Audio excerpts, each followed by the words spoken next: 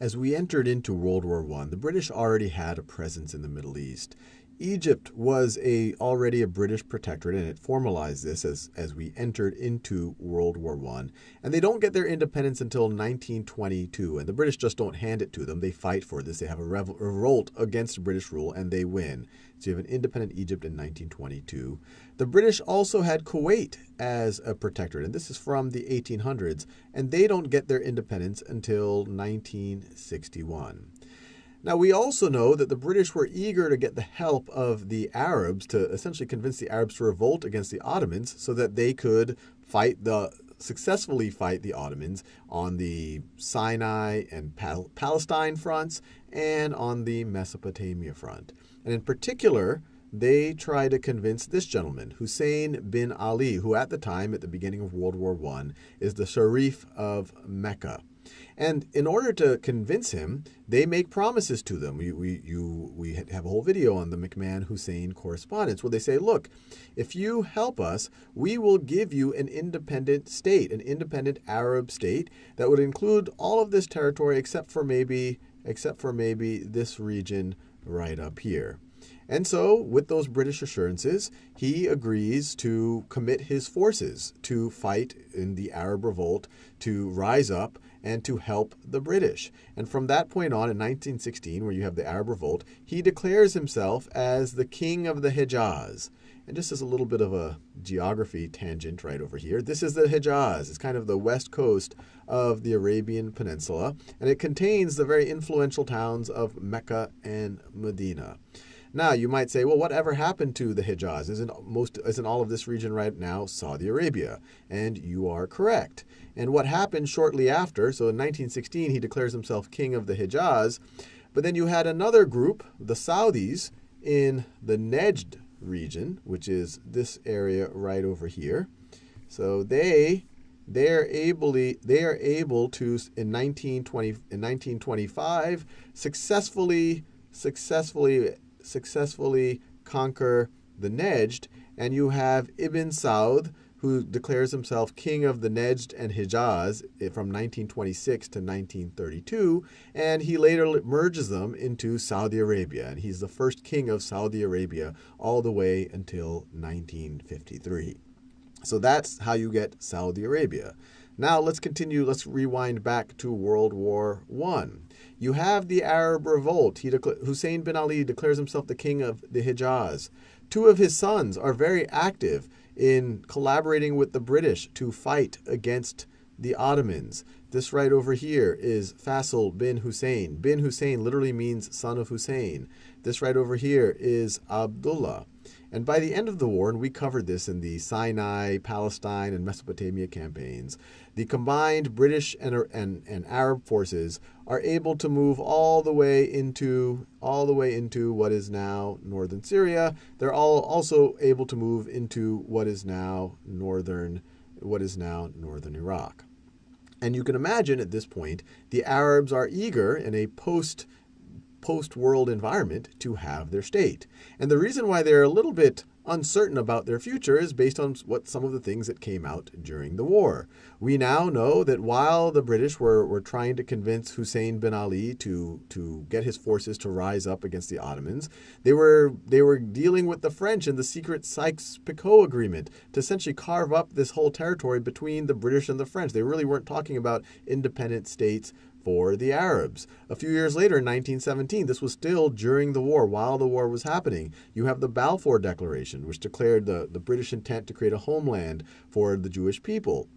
Then a month later, or really the end of that month, November 1917, the Russians make the Sykes-Picot Agreement public. So all of these things made the Arabs very uneasy. They got assurances from the British that, that wasn't that serious of an agreement. Just keep fighting with us. So at the end of the war, they were eager to get what they thought was their just claim.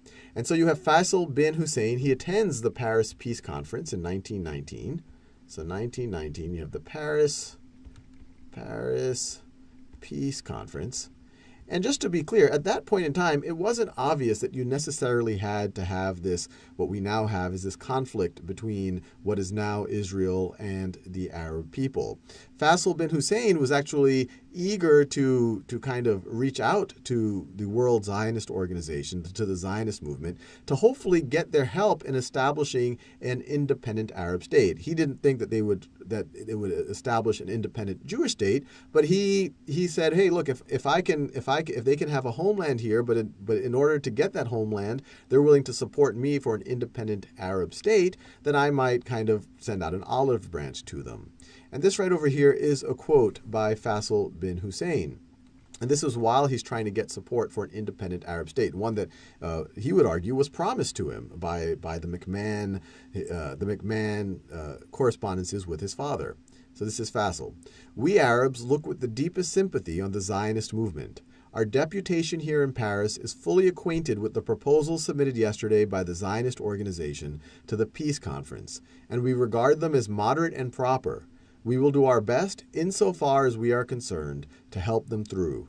We will wish the Jews a most hearty welcome home. I look forward, and my people with me look forward, to a future in which we will help you and you will help us, so that the countries in which we are mutually interested may once again take their places in the community of the civilized peoples of the world. But he did throw on this caveat. He was doing this because he wanted their support for an independent state, and he did throw on the caveat, look, this only applies, I'm only supportive, essentially, of the Balfour Declaration if we get our independent state. So he really wanted an independent state. And he explicitly said, hey, look, if we don't get an independent state, all the stuff I said here doesn't really apply. And so you end up with the Treaty of Sèvres in 1920, and it turns out that the Sykes-Picot Agreement held a lot more weight than the assurances between McMahon and Hussein, because in the Treaty of Sèvres, this area was divided essentially according to the Sykes-Picot Agreement. Up here, this whole region was given to France. They called it a mandate, which is essentially, it was allowed to be occupied by France, but they called it a mandate to, the Allies wanted it to be called a mandate. So it didn't look like France was getting something. A mandate is kind of, hey, you have to come help these people to transition them to establish a state, to help them transition institutions, so eventually they can get independence. The Allies wanted it to appear that, look, Central Powers, look, Ottomans, you're not giving us something. You're not giving us this territory. You're giving us a responsibility. But needless to say, they were eager to occupy this territory. So eager that when Faisal bin Hussein in 1920 declared himself king of Syria, they booted him out, and he was in really no power to kind of contest that booting out. This area right over here, and this was pretty much in line with the Sykes-Picot Agreement, became a British.